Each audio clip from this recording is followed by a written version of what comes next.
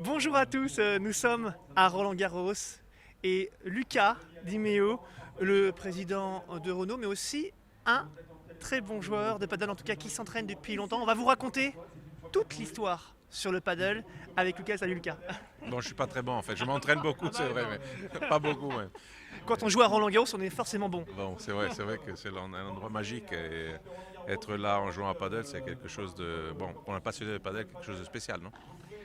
Tu l'as dit, passionné, et ta passion, tu l'as également dupliquée d'une certaine manière, ou appliquée, ou mise en place dans ton travail, parce qu'on va raconter une histoire, une belle histoire entre toi et le paddle d'abord. Le paddle et toi, ça commence comment? En fait, ça commence quand j'étais président de SEAT à Barcelone. Et là, il y a des terrains partout. Donc, je pense qu'il y a plus de 1000 terrains. Donc, on ne peut pas s'empêcher de toucher le padel quand on est à Barcelone. Et c'est vrai que c'est un sport facile, très convivial, où on arrive à s'amuser tout de suite. Et donc, j'ai commencé comme ça. Et puis, j'en ai fait aussi quand j'étais chez SEAT, comme vous savez, avec la marque Cupra, une plateforme de communication, de marketing pour une marque qu'on avait créée, qui avait besoin d'être connue. Et surtout une marque de Barcelone et l'association entre l'Espagne et le padel, vous la connaissez très bien. Donc on rayonnait de Barcelone aussi avec ce sport qui se développait dans tout le monde. Et puis donc Seat, et j'ai presque envie de dire surtout Cupra, puisque c'est Cupra qui a été la marque sport qui a été mise en avant sur le circuit World Padel Tour. C'est toi qui es au départ, au début de cette aventure aujourd'hui, qu'on peut voir d'ailleurs encore aujourd'hui. Oui, c'était, comme je disais, on avait bien pris le padel comme un peu comme la marque Cupra, une marque qui montait, qui se devait se développer. Ça faisait beaucoup de sens parce qu'en plus, évidemment, en Espagne, tout le monde connaît le padel. Donc, c'est ça qu'on a fait. Ça marchait très bien avec la coopération à l'époque. Maintenant, je suis dans une autre paroisse, mais à l'époque, avec l'équipe du World Padel Tour, c'est vrai que je pense on a augmenté le niveau aussi d'engagement des sponsors en général. Parce que quand une grande entreprise automobile rentre, voilà, ça fait monter le niveau. Un effet d'aubaine. Exactement. Et donc, voilà. Alors forcément, on a envie de te dire, et Renault, peut-être, un jour dans le paddle.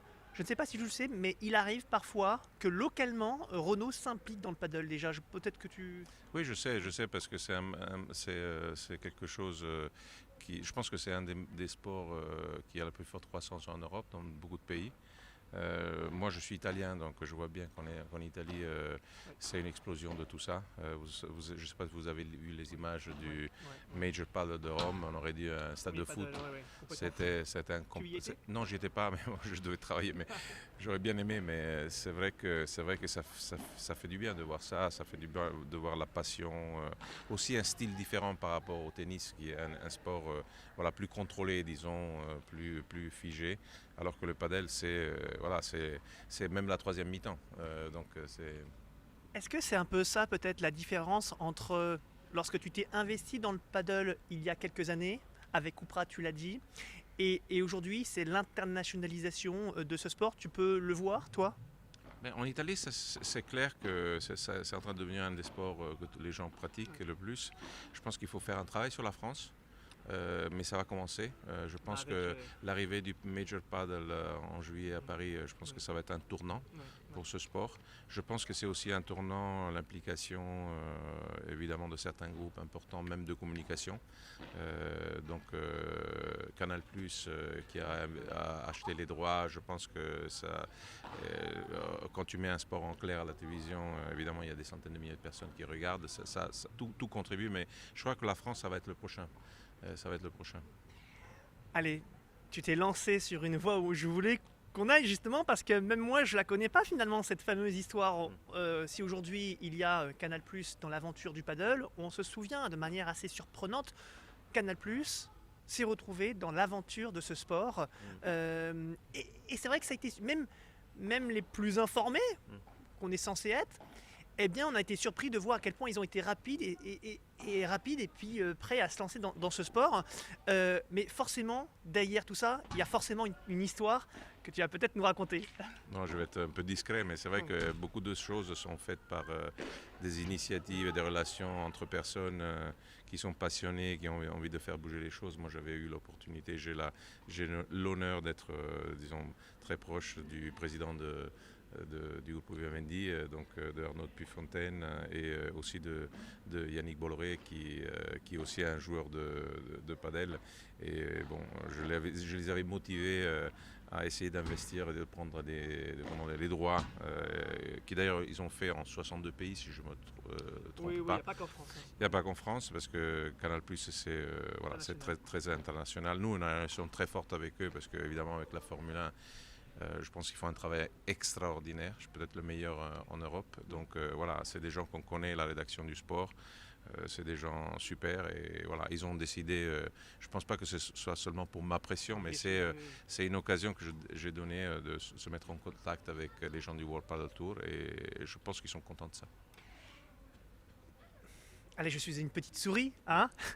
Qu'est-ce qui s'est passé? Est-ce qu'il y a eu un moment clé où justement ils ont pris connaissance de cet état, de prendre les droits, d'acquérir les droits en France? Est-ce qu'il y a un moment clé? Tu étais en train de jouer au paddle et puis soudain, qu'est-ce qui s'est passé? Je le contacte, je le contacte pas, je l'appelle et c'est là où tout a commencé?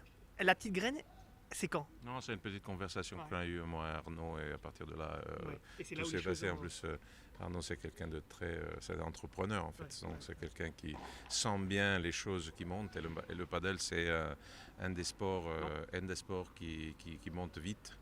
Et donc voilà, il voit bien l'opportunité et ça va continuer, je pense.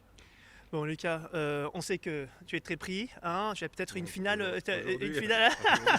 Ah, c'est pas toi qui joues après là sur le. Non, c'est pas toi. Ils m'ont éliminé. Ils t'ont éliminé. Ça c'est vilain. Bon, écoute, en tout cas, merci beaucoup. Est-ce que, allez, vous avez des dernières questions? Tu en as un petit peu parlé, mais c'est vrai que l'implication peut-être, alors c'est peut-être pas à l'ordre du jour évidemment, c'est peut-être trop tôt, mais l'implication un jour, pourquoi pas, de Renault dans son sport de manière plus générale, plus globale, de manière plus nationale, et j'allais dire même de manière plus internationale. Est-ce que peut-être c'est dans l'air du temps ou ça peut être une idée? Ça c'est, je pense que la relation avec le Roland Garros nous motive en fait à investir dans les sports de raquettes. Ça c'est quelque chose qui c'est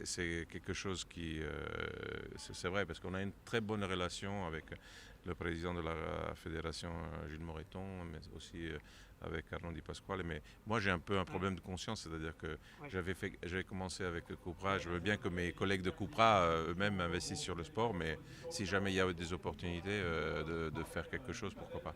Forcément, on pensait à Premier Paddle, dans un mois, Renault déjà impliqué à Roland Garros, et forcément, dans l'esprit des gens, on se dit tiens, et pourquoi pas? On va voir, il faut donner la primauté à nos amis espagnols, mais bon, voilà, c'est vrai que la logique elle est là un peu. Mais bon. Merci beaucoup Lucas, merci beaucoup, à très vite. À vous, merci à tous, au revoir. Forza il padel. Oui.